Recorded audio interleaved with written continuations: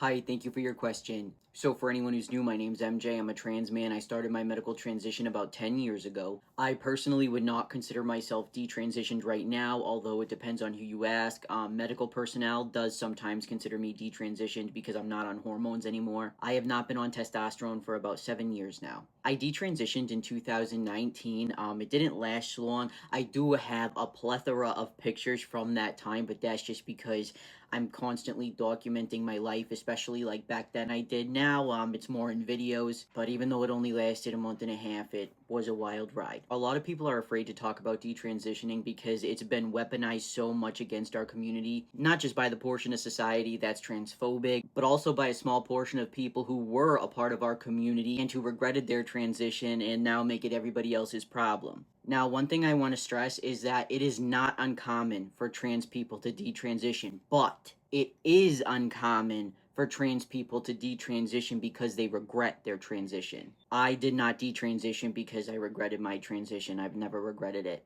So I was on testosterone for about 3 years and I started having liver issues. My providers tried everything. Like we tried cycling it. We tried like different dosing. It just wasn't reacting well when it came to my liver. Other methods besides injections just weren't a good match for me and they're still not. My son is autistic. He does sometimes require hands-on care and it just wouldn't be safe for me to have T-gel or like patches or anything like that on me. It just wouldn't be safe. Other people have inboxed me with other methods and I appreciate them trying to offer help, but I don't want it. I mean, people have to realize, like, it's not like I just came out yesterday. Like, I've been transitioning 10 years. I mean, I've gone 7 years without testosterone. I don't feel the need for it now. No physician ever told me, like, you need to stop testosterone now. I made the decision myself because obviously I could see the direction and where things were going.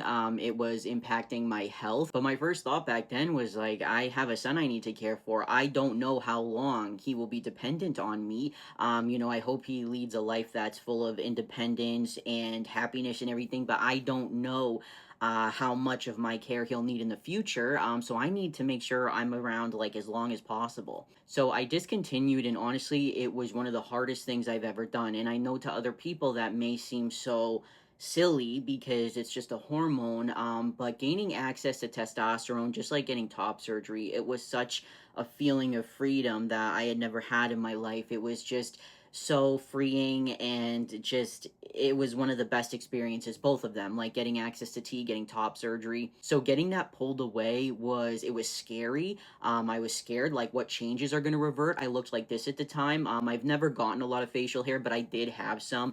I'd accentuated and stuff, but I was pretty passing. People regarded me like on a daily basis as a dude, you know what I mean? So like to think of everything that could revert, there wasn't a lot of literature on it. I couldn't read a lot about it. So I didn't know what to expect, and it was very scary. Some people would ask me, like, well, why did you go out and, like, appear all feminine? I had one lady say to me, like, you didn't have to do all that. Like, you didn't have to paint your nails. You didn't have to do your hair. You could have just been a masculine woman. I did actually do that at the beginning. And to me, that felt even worse. For one, a more deeper reason is that, like, I presented a long time as a masculine lesbian. I spent a good portion of my life presenting as a lesbian to the world when that didn't feel right to me. So I think I kind of felt like I was just back at ground zero. And two, on a surface level, like if I'm gonna present as a woman, I'm gonna slay.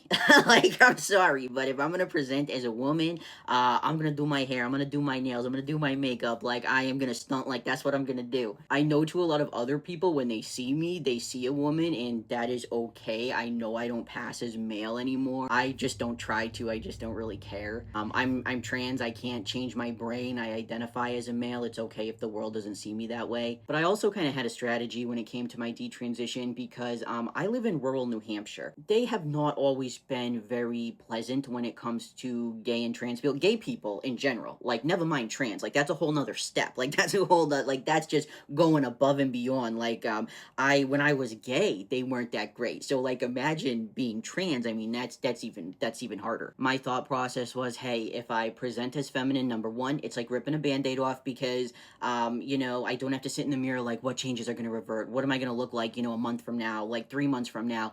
I would just I would just be feminine. I wouldn't have to sit there and obsess about it, you know?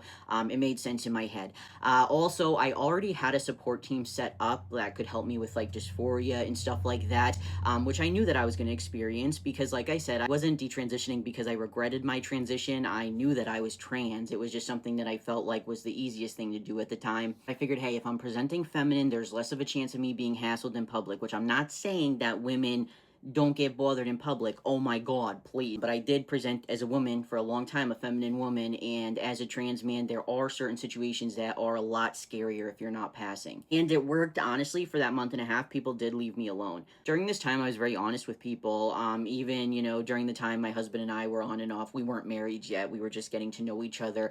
And so even when I would talk to new people, I would be honest and say, hey, this is what it is. Like, I'm a trans man, I detransitioned, and if I find a way to transition without testosterone, I'm doing it.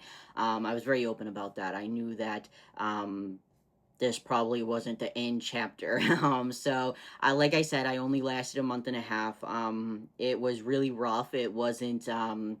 I didn't feel comfortable. My husband and I, we just became official at that time, and it took a toll a little bit on the relationship because, you know, I was very insecure. So, like, I felt very vulnerable. I felt very, like, you know, just not my best. So it fueled a lot of unnecessary tension in my relationship. You know, and just in general, I felt very on guard. I felt just very not myself. With that being said, I do sometimes get asked, will you ever detransition again?